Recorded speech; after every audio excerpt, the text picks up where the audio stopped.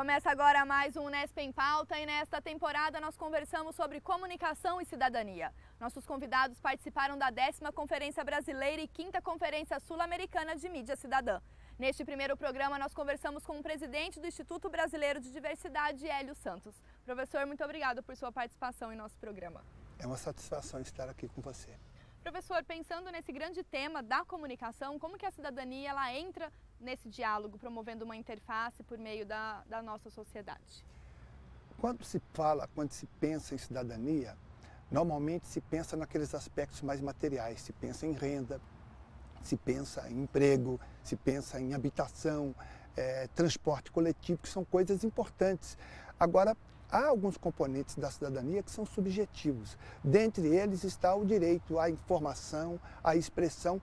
Por outro lado, a mídia cidadã, como ela é colocada, ela é um componente importante da cidadania. Portanto, eu queria dizer que a cidadania é pano de fundo dessa conferência.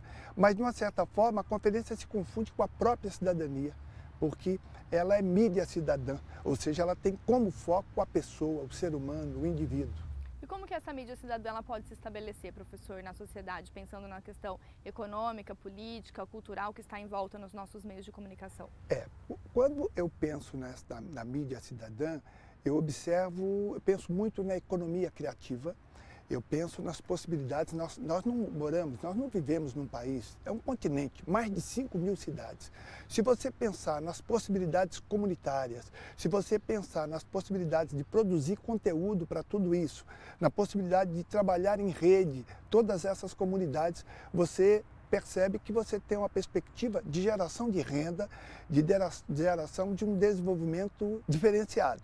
Por outro lado, eu penso que você tem que informar a sociedade. A sociedade é mal informada, ou seja, eu acho que o cidadão que a gente pensa para o mídia cidadã é aquele que reflete. Não se trata só da informação, é aquele que comete uma reflexão a respeito das informações. E quem pode promover esse cidadão dessa forma, professor? Olha, eu costumo dizer que nós temos que radicalizar na democracia. Radicalizar na democracia é fazer coisas a favor das pessoas e que beneficiam o país. Radicalizar na cidadania é você tirar da letra dos regulamentos e das leis e efetivar isso. Nós já avançamos no país bastante no campo democrático, no campo formal. Então já existe uma legislação a favor dessa mídia, só que ela não acontece. É verdade que essa mídia, nascendo dessa forma, com essa, digamos assim, com essa conectividade, com essa interação tão grande, trabalhando diretamente com as comunidades, você vai quebrar a espinha dorsal de interesses de famílias que se espraiam pelo país todo. Durante muito tempo se pensou que eram famílias conhecidas, mas não, você tem isso em todo o Brasil. Ou seja, a mídia é, de uma certa forma, um monopólio importante e que a mídia cidadã possibilita quebrar isso com qualidade, pensando em informação, entretenimento e, o mais importante, gerando autoestima positiva, que é uma coisa importante para consolidar a cidadania. Agora, quem faz, é uma pergunta importante, a sociedade. Por meio das mídias independentes, as mídias radicais, a comunicação comunitária? Veja bem, na televisão, nós temos, digamos assim, tradicional, nós temos sorteios. Nós, brasileiros, acreditamos em sorteios. Então, no fim de semana, você ir na loteria esportiva, você tem, na loteca, você tem filas enormes. No campo da cidadania, não existem brindes. Ou você conquista, ou você não tem. Então, quando você me pergunta quem é o grande beneficiário? A sociedade. Ora, a academia faz parte disso. Eu penso nas organizações da sociedade civil.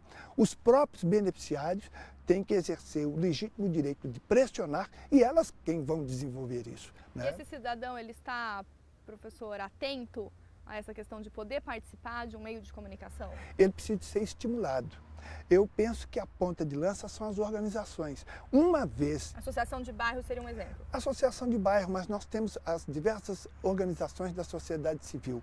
Eu você pode pensar na organização não só de trabalhadores, mas também de mulheres, de negros, de homossexuais, de setores mais diferentes. Sociais. Movimentos sociais. Esses movimentos sociais têm que pressionar, de uma certa forma, isso já acontece.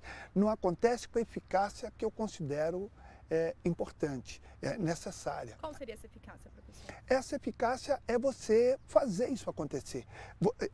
Trabalhamos isoladamente. Quando se pensa, por exemplo, em produzir conteúdo, é fácil falar nisso, porque isso é difícil, mas alguém pode produzir conteúdo e socializar isso. Nós podemos ter uma central produzindo conteúdos, e quando eu penso não só em assim, documentários, mas eu penso também na produção de entretenimento.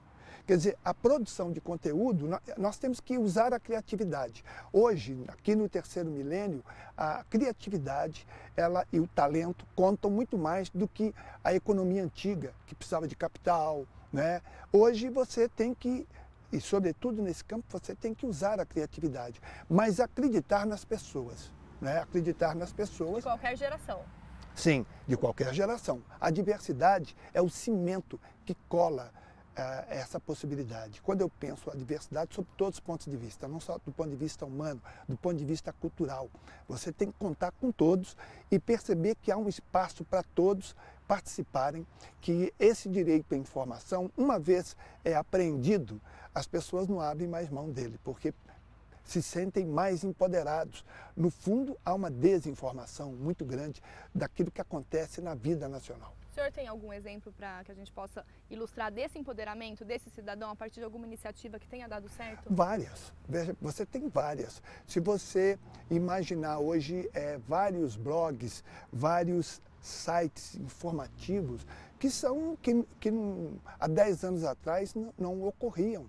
Então, se você pensar, por exemplo, no caso da comunidade negra, você pensar no Mídia Nagô, Correio Nagô, que é um site de notícias de Salvador, que é acessado aproximadamente por 100 mil pessoas por mês. Mas se você pensar no portal do Guelé 10, que é uma coisa mais ampla, que são centenas de milhares de pessoas por dia, eu estou dando exemplos concretos de pessoas que estão dialogando com muita gente.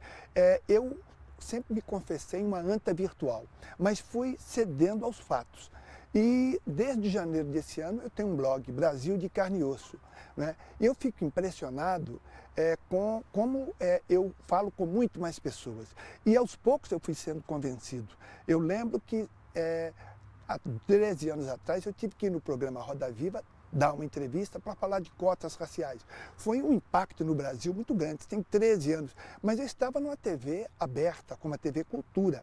Hoje eu gravo com um grupo de jovens aqui de Piracicaba um programa sobre cotas. Eles gravam de uma forma artesanal, mas são jornalistas, colocam no YouTube. Em mais de um mês, 10 mil pessoas tinham visto, do Brasil inteiro.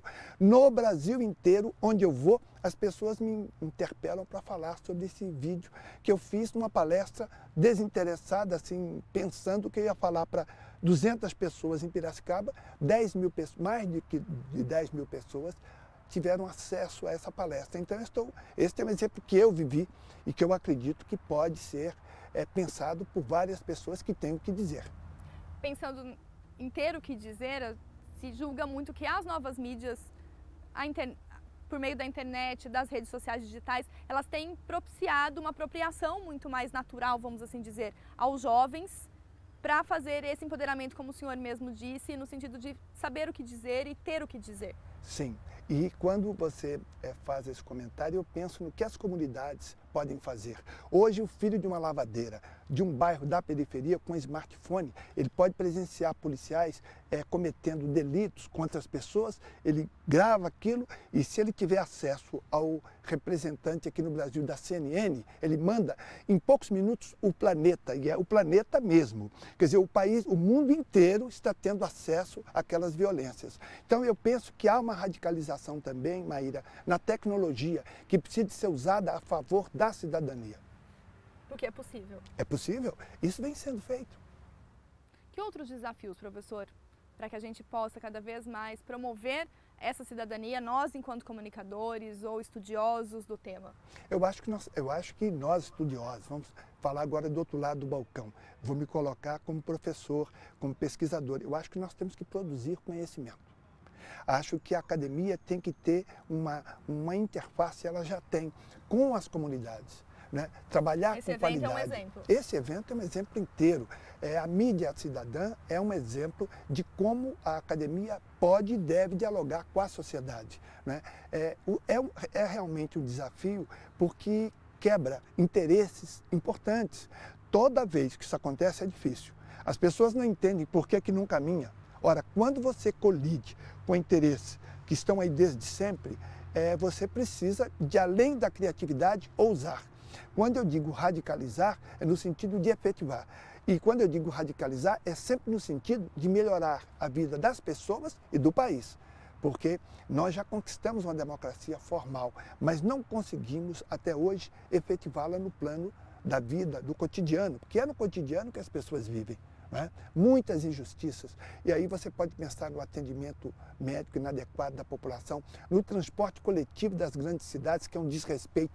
É uma lista sem fim de coisas que você pode atuar de uma forma... que infringem os direitos do cidadão. E mostra ele como é que aquilo é um direito que ele não está utilizando. O transporte coletivo, que a Constituição escreve de uma maneira bonita, o direito de ir e vir, mentira. Nas grandes cidades, no domingo à tarde, as pessoas não vão para onde elas querem porque não há transporte. Então, é tirar isso do papel e mostrar como isso precisa acontecer na vida real.